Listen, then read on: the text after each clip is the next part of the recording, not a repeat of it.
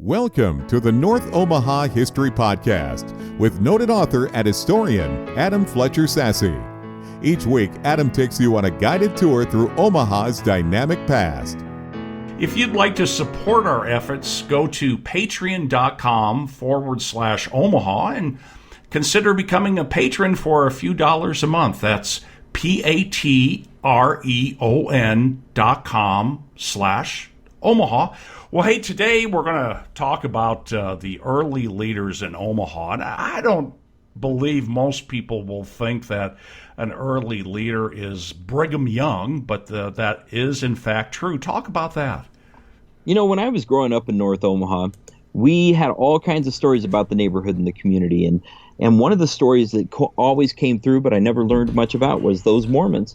The Church of Latter-day Saints came through in 1846. They came into the North Omaha area up at Florence. They were granted permission by an Indian agent in Pottawatomie County, there in Iowa, in Kountze Bluffs, and north of Kountze Bluffs. And this Indian agent gave them permission to cross the river and to go ahead and stay temporarily in Indian territory, Indian country they called it, Nebraska at that point. This is about a decade before Omaha was founded, and more than 15, almost 20 years before the state was created.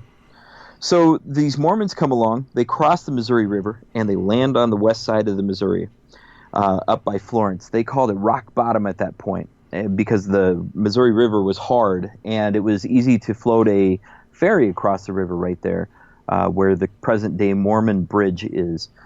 So these folks came across the river, 1846 in the early part of the year, in the spring of the year, after the last thaw and before the summer heat really kicked in. And they rode up the hillside, and they were granted permission to camp down on the river, but they took that kind of liberally, and they ended up about maybe 2 miles west of the Missouri, right off of what we know today as Mormon Bridge Road. They got up Mormon Bridge to the area where Mormon Bridge Road is today, and they went south into a valley that's right there. At that point, it was a gigantic, lush, fertile valley that was wide open. There were rolling hills on each side, and the valley had a nice, smooth bottom. And they went along that southwards for just a ways until they were at present-day Young Street almost. There at Young Street, the Mormons created a brand new town, a temporary town, but a town all the same. It had houses and cabins and lean-tos and shelters made out of wagons. It had wealthier people and poorer people. It had a sheriff and a school and stores and a park and a town square. I mean, it was a complete town because there were more than 2,000 people who were right there with traveling as with the Mormon troop as they went west towards Salt Lake City. So they founded this town, and they named it after one of the guys who was leading the unit at that point. His last name was Cutler, and the area was called Cutler's Park.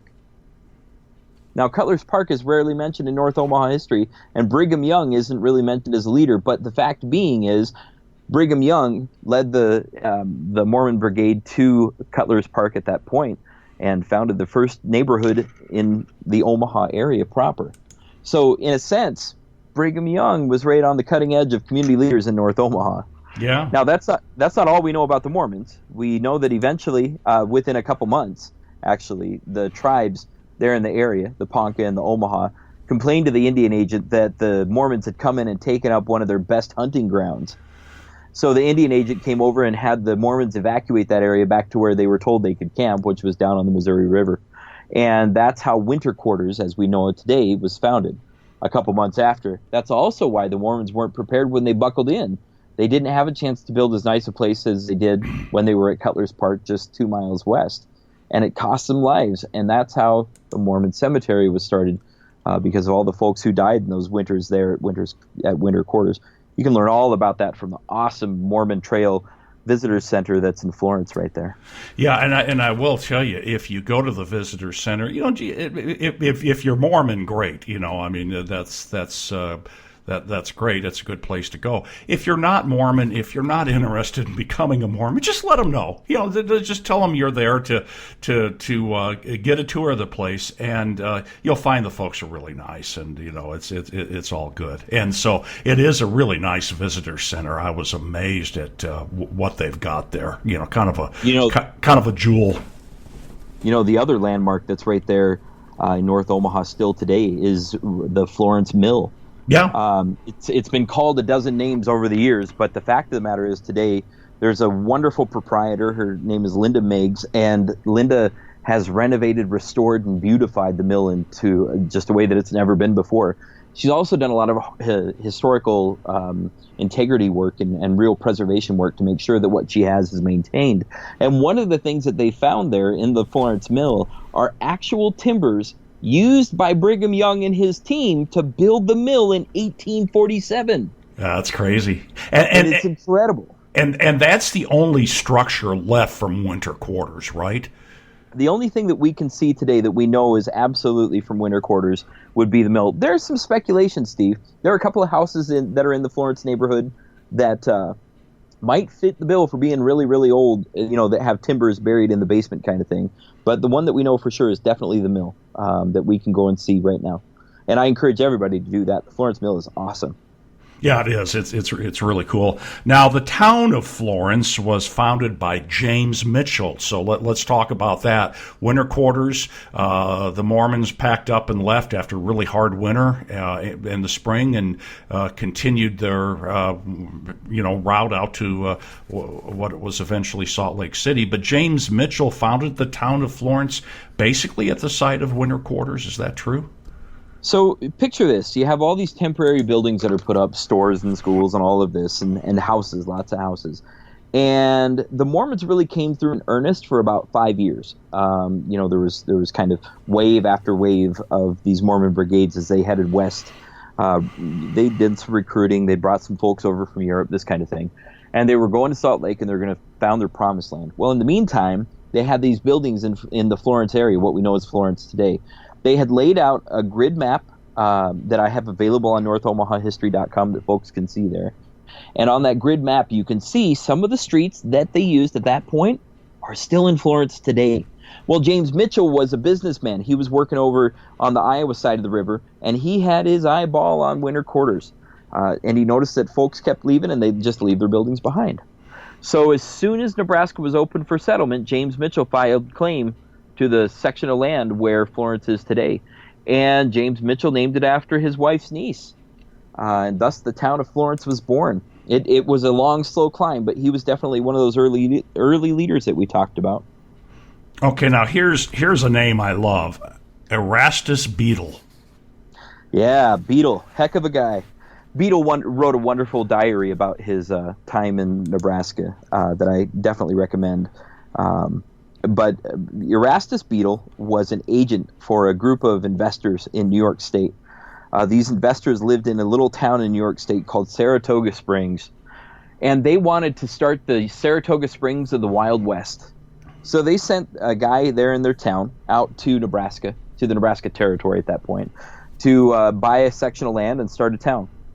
And this Erastus Beadle hopped on the train, and he took the train all the way to Des Moines, and then he took a cart and wagon from Des Moines into the Omaha, brand new, soon-to-be settled Omaha area.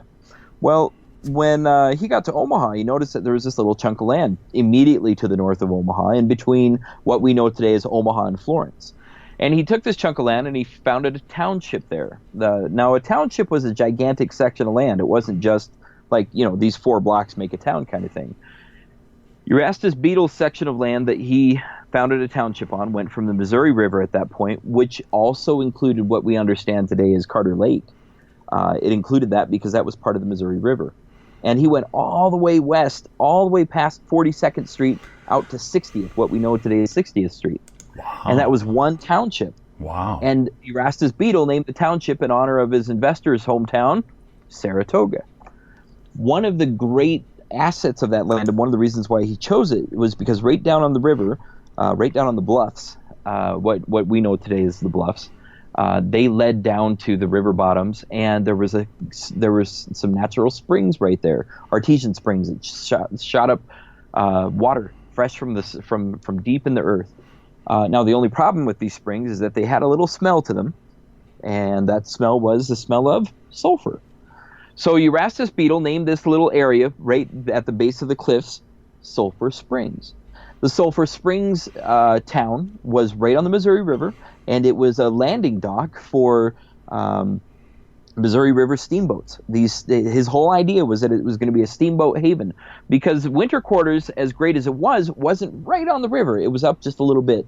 And Omaha, for what it was, had a great steamboat landing and had an established crossing, but Erastus Beadle believed that his crossing would be better and would attract more settlers and investment.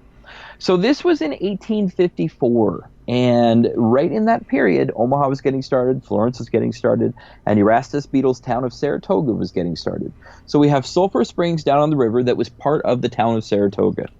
Saratoga itself was founded up at 24th and Grand Avenue that we know today, and you and I are going to talk about that in another podcast, but it's worth mentioning at this point because Erastus Beadle's investment and his kind of stewardship of the money that was brought in by those investors really helped to found and create some of that early momentum, if not for the city of Omaha, then for Saratoga.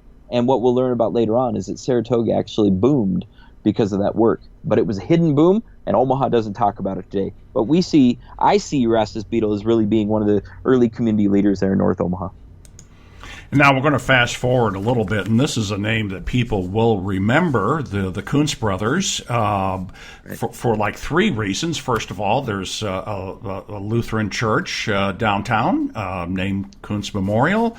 There is Kountze Place up in North Omaha, and they were the founders of the First National Bank of Omaha. Is that correct? That's absolutely right. You know, the Kountze brothers, they did a lot of things around Omaha, and those big three are really the summary, but there's a lot more and that we couldn't possibly elaborate on enough. You know, Herman Kountze was a community leader in North Omaha in the sense that he had the vision to see North Omaha becoming something that he could make money off of. And, you know, you and I both know there's lots of different kinds of leaders. You know, folks listening to this podcast can think about economic leaders. They can think about social leaders, political leaders, cultural leaders, religious leaders. Well, Kountze definitely fell into that economic realm. He was a moneymaker, and that was his intention. So he invested in a gigantic chunk of North Omaha that you just mentioned that was called Kountze Place when it was founded. And the Kountze Place has taken on a lot of different identities over the years for a lot of different reasons. And we're going to talk about that in another podcast as well. But one of the most important things to recognize is that without Herman Kountze's investment in North Omaha, the city of Omaha itself as a whole wouldn't have developed as healthy and whole and happy as it did for a lot of people. And it wouldn't have become what it is today. And like I said, we'll talk about that more. But to know that Herman Kountze, he poured money into North Omaha for sure. And we're going to have a program on Kountze Place coming up in another podcast to come. In our next podcast, we're going to talk about African Americans moving to Omaha. And thanks for joining us for this episode of the North Omaha History Podcast with Adam Fletcher Sasse. If you'd like to support our efforts, go to patreon.com/Omaha. Consider becoming a patron for just a couple of bucks a month. patreon.com/Omaha. Adam, you got a whole bunch of books on Amazon, don't you?